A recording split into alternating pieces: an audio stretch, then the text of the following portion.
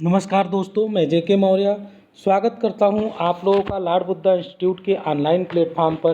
तो दोस्तों, इसके पहले हम लोगों ने 120 क्वेश्चन देखे थे और आज हम इस राजनीतिक चिंतन से जो हमारे भारतीय और पाश्चात्य थिंकर्स हैं, जो विचारधाराएं हैं, उससे हम क्वेश्चंस देख रहे हैं। तो चलिए, आज का पहला क्वेश्चन है 121 नंबर। तो पहला क्वेश्चन है आपकी स्क्रीन पे, निम्नलिखित में से कौन द्विदल पद्धति का एक लाभ नहीं है? अस्थायित्व, पूर्वानुमेय, निर्वाचक की पसंद का सरलीकरण, समाज का मत ठीक ढंग से प्रतिबिंबित होना। तो इसमें हमारा ऑप्शन सी सही है, निर्वाचक की पसंद का सरलीकरण। देखिए, द्विदल पद्धति का लाभ यह है कि इससे स्थिर सरकार, अस्थायी नीतियों का निर्माण, शासन का स्वस्थ और रचनात्मक विरोध, पूर्वानुमेय आदि ये सब इसकी विशेषताएं हैं। द्विदलीय पद्धति में राजनीतिज्ञों में असंतोष की भावना उत्पन्न नहीं होने पाती। वे जानते हैं कि आज का विरोधी दल कल का शासक दल होगा, अतः वे केवल रचनात्मक विरोध करके शासन को सुचारू रूप से नियंत्रित करते हैं। नेक्स्ट क्वेश्चन की तरफ आगे बढ़ते हैं। नेक्स्ट क्वेश्चन है हमारा, किसने कहा कि राष्ट्र दैविक आदर्श की अभिव्यक्ति एवं उसका रहस्योद्घाटन है? ऑप्शन है बिपिन चंद्र पाल, अरविंद, महात्मा गांधी या फिर B.R. अम्बेडकर। तो ये स्टेटमेंट है अरविंद का, अरविंद घोष का। अरविंद घोष राष्ट्रवाद एवं मानवीय एकता से ओतप्रोत एक राष्ट्रभक्त थे। इनका विचार गरम दलीय नेता तिलक, लाला लाजपत राय, पिल्लई, केलकर आदि के विचारों से मेल खाता है। इनके बारे में एक चीज़ और जान लीजिए, इन्होंने वंदे मातरम में प्रकाशित एक लेख में लिखा है, राष्ट्रवाद राष्ट्र में निहित दैवी एकता का साक्षात्कार करने की उत्कट अभिलाषा है। ठीक है, तो चलिए, इस तरह से हमारा जो ऑप्शन है वो ऑप्शन हमारा बी सही है। ये अरविंद घोष जी का स्टेटमेंट है। क्वेश्चन नंबर 113 है, निम्नलिखित में से कौन सही है? निम्नलिखित में से कौन सही है? पहला ऑप्शन है प्रशासन की मध्यवर्ती सोपान सहायक अभिकरण कार्य सौंपता है। दूसरा है सहायक इकाइयां प्रमुख कार्यकारी की सहायता करती हैं। तीसरा है सहायक इकाइयां प्रमुख कार्यकारी की सहायता नहीं करती हैं। और चौथा ऑप्शन है सहायक अभिकरण नीतियों में सुधार का सुझाव देते हैं। तो इसमें हमारा ऑप्शन कौन सा सही होगा दोस्तों? तो ऑप्शन इसमें बी वाला केवल सही है, बाकी सारे जो हैं वो स्टेटमेंट गलत हैं। ठीक है, चलिए नेक्स्ट क्वेश्चन की तरफ आगे बढ़ते हैं। क्वेश्चन नंबर 124 है, जैसे ही हम आस्टीन की रूखी पर वैधानिक धारणा से दूर जाते हैं, वैसे ही हम भ्रम में पड़ जाते हैं। यह टिप्पणी किसने की? ठीक है, ऑप्शन है लॉक, गेटेल, ली लॉक या फिर हॉलैंड ने। तो इस पे हमारा ऑप्शन सी सही है, ली लॉक। संप्रभुता के अनेक रूपों के वर्णन प्रकरण में उसके वैधानिक तथा राजनीतिक रूपों की तुलना में वैधानिक संप्रभुता के समर्थन में ली लॉक द्वारा यह वक्तव्य दिया गया है। चलिए नेक्स्ट क्वेश्चन की तरफ आगे बढ़ते हैं। क्वेश्चन नंबर 125 है, हीगल और ग्रीन। हीगल और ग्रीन सहमत नहीं हैं। किस चीज़ के लिए सहमत नहीं है?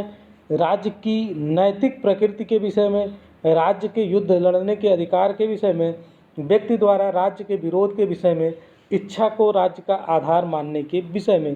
तो इसमें हमारा जो ऑप्शन है वो सी वाला सही होगा। 2 और 3 सही है, 2 और 3 सही है। राज्य के युद्ध लड़ने के अधिकार के विषय में और व्यक्ति द्वारा राज्य के विरोध के विषय में, इन दोनों स्टेटमेंट में हीगल और ग्रीन सहमत नहीं हैं। ठीक है, बाकी अगर इन दो बातों की चर्चा करें, राज्य की नैतिक प्रकृति के बारे में सहमत हैं, इच्छा जो कि राज्य को आधार मानने के विषय में, इसके लिए भी सहमत हैं। ठीक है, ग्रीन युद्ध को अपूर्ण राज्य का लक्षण मानते हैं। ठीक है, जबकि हीगल जो है सकारात्मक अच्छाई मानते हैं। ठीक है, युद्ध के बारे में हीगल व्यक्ति को राज्य का विरोध करने का अधिकार नहीं देता है, क्योंकि राज्य पृथ्वी पर ईश्वर का अवतरण है। ग्रीन व्यापक सहमति के आधार पर विरोध करने का अधिकार देता है। चलिए क्वेश्चन नंबर 126 देखते हैं।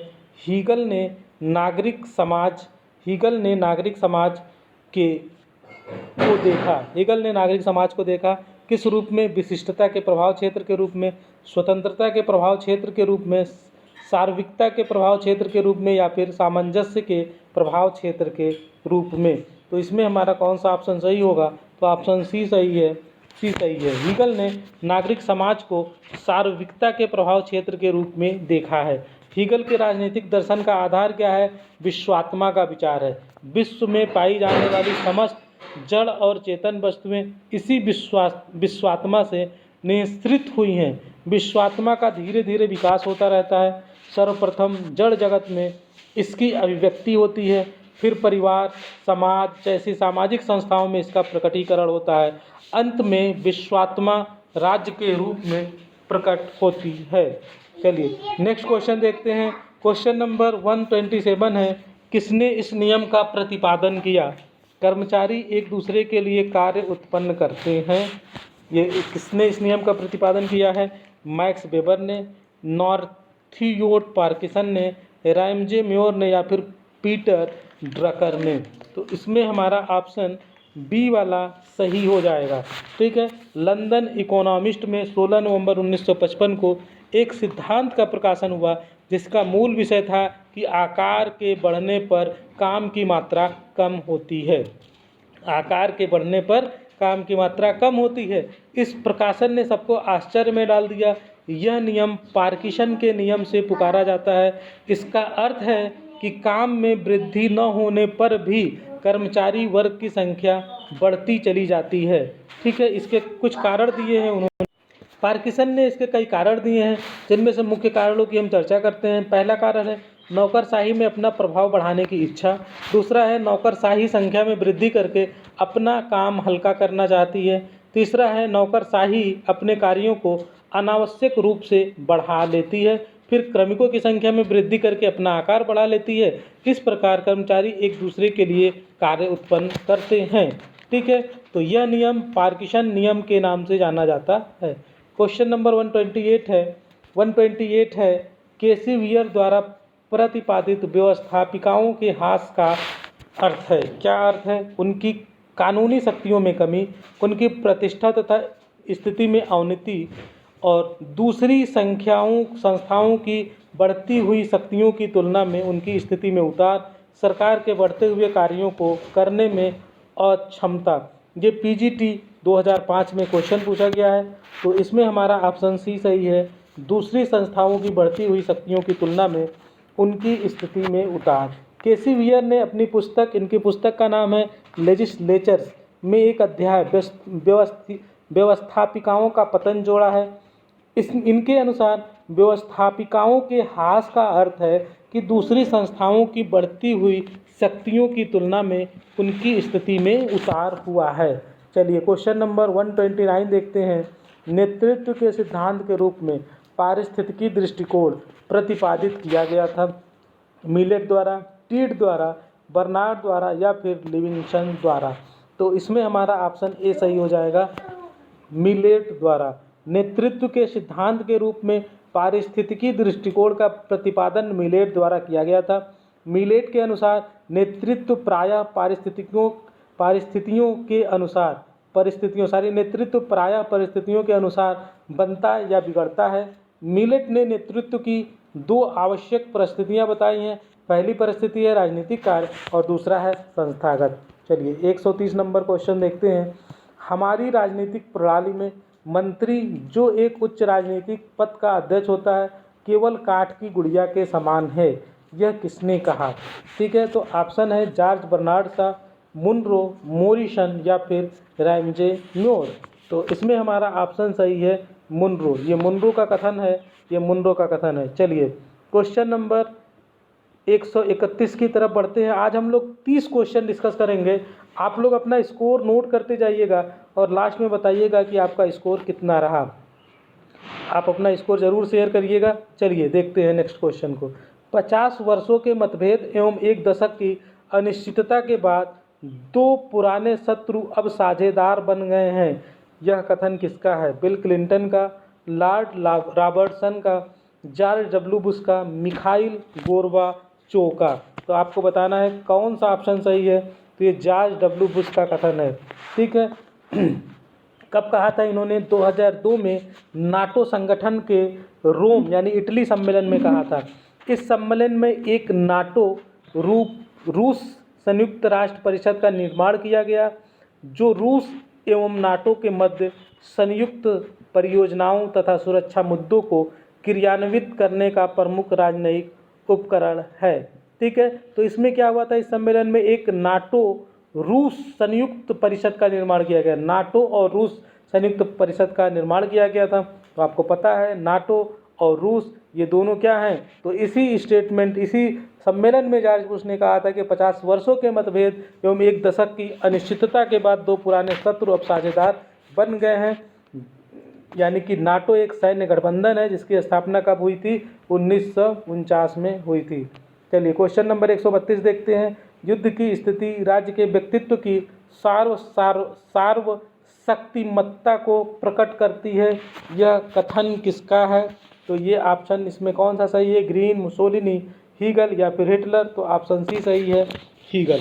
ठीक है। चलिए नेक्स्ट क्वेश्चन की तरफ आगे बढ़ते हैं। क्वेश्चन नंबर 133 है, असंलग्नता को अनैतिक कहा गया था। असंलग्नता को अनैतिक कहा गया था जॉर्ज केनन द्वारा, हेनरी ट्रूमैन द्वारा, जॉन फोस्टर डलेस द्वारा या उपयुक्त में से किसी के भी द्वारा नहीं। तो इसमें हमारा ऑप्शन सी सही हो जाएगा। इसको किसने कहा था? पूर्व अमेरिकी विदेश सचिव जॉन फोस्टर डलेस द्वारा असंलग्नता को अनैतिक कहा गया था। क्वेश्चन नंबर 134 है, राजनीतिक दल ही देश में तानाशाही के उदय से हमारी रक्षा का सबसे बड़ा साधन है। यह किसने कहा? ऑप्शन है मैकाइबर, फाइनर, ब्राइस या फिर लास्की। तो इसमें हमारा ऑप्शन डी सही हो जाएगा, लास्की ने कहा है। लास्की ने कहा है। यह कब कहा? वास्तव में राजनीतिक दल को लोकतंत्र का प्राण कहा जाता है। प्रोफेसर मुनरो ने कहा है कि लोकतंत्रात्मक शासन दलीय शासन का ही दूसरा नाम है।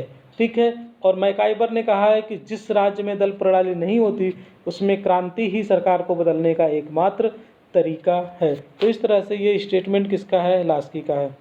135 नंबर क्वेश्चन है, बेनेडिक्ट एंडरसन ने राष्ट्र की कौन सी विशेषता बताई है? एक प्रतिदिन के जनमत के संग्रह के रूप में, एक कल्पित समुदाय के रूप में, हमारे युग के भ्रम के रूप में, एक सामाजिक संविदा के रूप में। तो इसमें हमारा ऑप्शन बी सही हो जाएगा, एक कल्पित समुदाय के रूप में।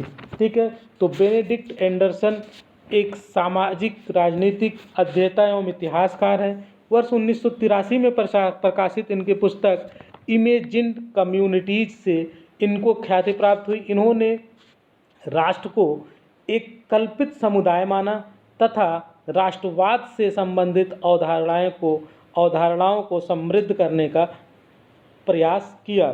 चलिए नेक्स्ट क्वेश्चन है 136 नंबर, यह अभिमत की प्रतिस्पर्धा, संघर्ष और शोषण पर आधारित भौतिक प्रगति समाज को अमानवीयकरण की ओर ले जाती है, किस विचारक से संबंधित है?